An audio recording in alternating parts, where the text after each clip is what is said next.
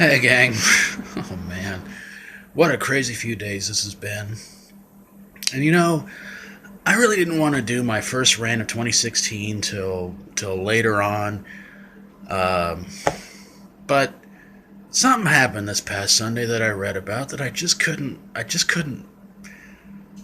keep inside anymore. And it's something that just really made me feel like there are still stupid people in this world. This is going to be I'm going to try to see if I can make this a two-part rant in one video. We'll see what happens.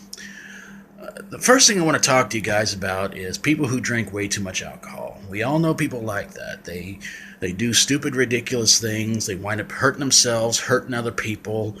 They do something stupid when they get too much alcohol in them. They suddenly believe that they're 10 feet tall and bulletproof, and they just go off and do the craziest, dumbest things. Get into fights, say things that they shouldn't be saying, try to drive home and wind up getting into a bad car accident. The list goes on and on and on. I've been to many beer parties where I've had to try to do my best to break up fights. I've almost had to get into fights with several friends of mine, but ultimately, before I left the house of where the party was happening at, I always made sure everybody was going to be okay, everybody was going to be safe.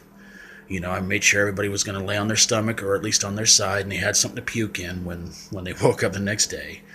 But of course, at one time, I did get some of my friends back when I walked back to their house, and I screamed in their ears. Do they all? I said, "Do you have a hangover?" That to me was my revenge for putting me through all kinds of nonsense and crap for an entire night of trying to make sure people weren't going to stab each other or fight with each other, or the house was going to be covered in beer and blood. I've never really been that much of a fan of alcohol. I've seen what it does to people. Some people say they can handle it. Other people say they can't. And of course, my beer pong stories I did some time ago, you can kind of see an example of that too. Why I don't really, I'm really not that much into alcohol at all. But when it comes to alcohol, some people just can't handle it. They can't take it. And they consume way too much and they do really stupid things. Which leads me to this rant for tonight, whenever you choose to watch this video. And it's pretty much all about what I read this past Sunday about a Buffalo Bills fan who performed a stunt after a game in which he tried to set some sort of a platform on fire, and the whole thing went wrong. Apparently, I guess a friend of his had some lighter fluid after he set this thing on fire, and he wound up catching himself on fire. And of course, in order to put the flames out, people around him were trying to put the fire out with beer. Not a smart idea. Okay, I understand that there are sports fans and sports fanatics out there. And folks, I gotta tell you something. When you combine alcohol with a sports fanatic, it never goes right. It never goes well.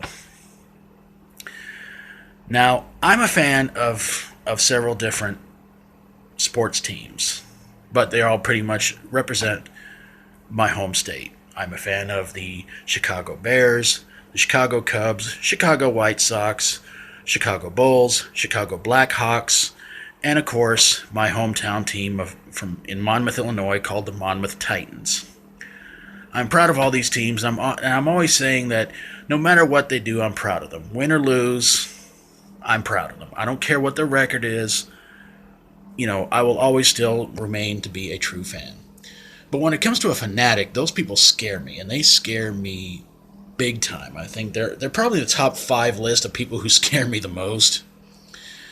And a fanatic is somebody who will pretty much decorate their entire house, everything they own, in stuff that they are a fan of. Now, my beautiful wife, Sarah, she's a Cowboys fan, but you don't see our walls covered in cowboy stuff. You don't see things on our shelves, drawers, computer desk, things like that, covered in Cowboys helmets, bobbleheads, and things like that, because she's a fan. And she doesn't like it when her team loses, but she knows there's always another game coming up, and if there isn't, there's always next year to improve and get better. And I, on the other hand, I'm a Bears fan, and I just look at it this way. However the Bears do, I'm happy for them either way. Win or lose, it's fine, it's cool. They've been to the Super Bowl twice. They're 1-1. I'm proud of them because they are at least one-time Super Bowl champions. That's great. That's fantastic.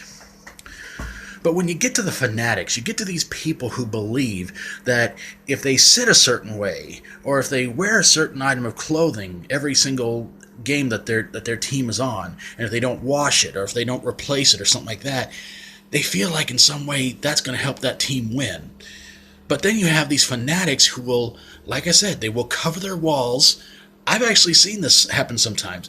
They cover the walls, the ceiling, the vehicles they own, practically the outside of their house, the floors.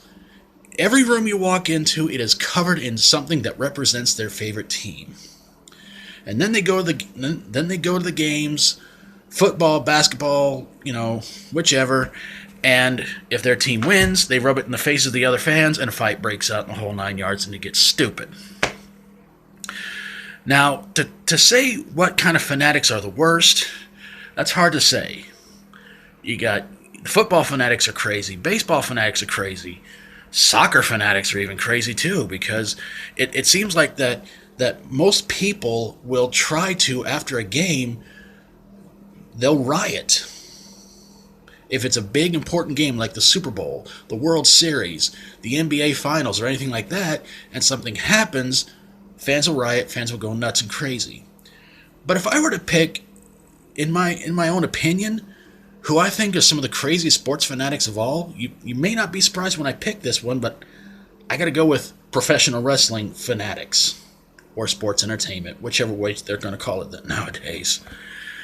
You see, gang, professional wrestling fans and fanatics are pretty much one and the same when you really think about it. I mean, you've got some fans that will sit there and try and tell other fanatics, it's all fake. It's not real. I mean, I worked a couple of indie shows, and I pretty much know, what the reality of professional wrestling is.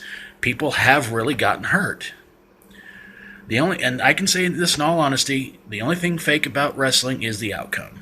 That's the truth. That's God's honest truth.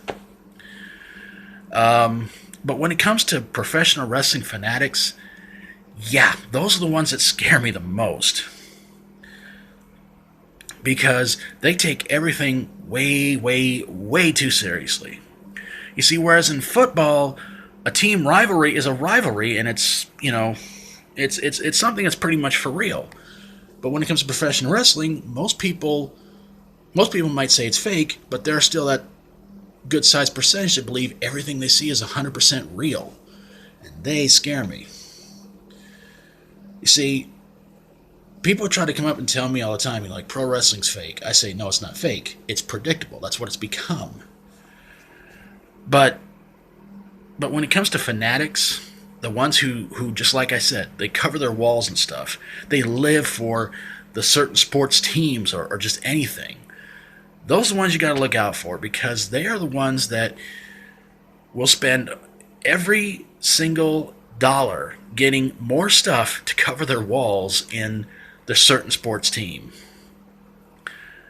My beautiful wife, Sarah, owns quite a few Cowboys items. But she's not covering the walls with Cowboys logo, anything like that. I'm a Bears fan. I'm a Cubs fan. I've got a couple of Cubs hats, hanging up somewhere. I've got things like that. But I'm never going to cover these walls. Every wall of every room of our house, I'm not going to cover in Bears stuff, Cubs stuff, White Sox, things like that. Because I'm just not that kind of a guy. My teams, whatever they do, I'm proud of them, and I'm always going to support them no matter what. But as far as thinking that if I wear something a certain way, if I don't change my socks, if I wear the same pair of socks I wore when the Bears won, the Cubs won, or whatever, and I do that for every time they play, and I put back on those socks, it's not going to matter. They're going to win or they're going to lose. So the best thing I can do is just sit back and watch them do their thing. But as far as this Buffalo Bills fan goes, I just can't believe he did something like that. I mean, you could blame it on alcohol, But there are far worse fans out there who do far worse, stupider things than this guy did. He caught himself on fire trying to perform a stunt after the game happened, and he was just an idiot. What can I say? But Fanatics, they're scary, scary people. If you guys out there know any Fanatics and you'd like to share your comments below, please feel free to. Love to hear from you guys. And what do you think about Fanatics? What sports do you think have the worst Fanatics? Let me hear your comments. Love to hear what you guys have to say. And hey, if you like my videos, hit that subscribe button down below. I'll see you guys later. Take care of yourselves. Hope you're having a great 2016. And as always, stay strong and rock on.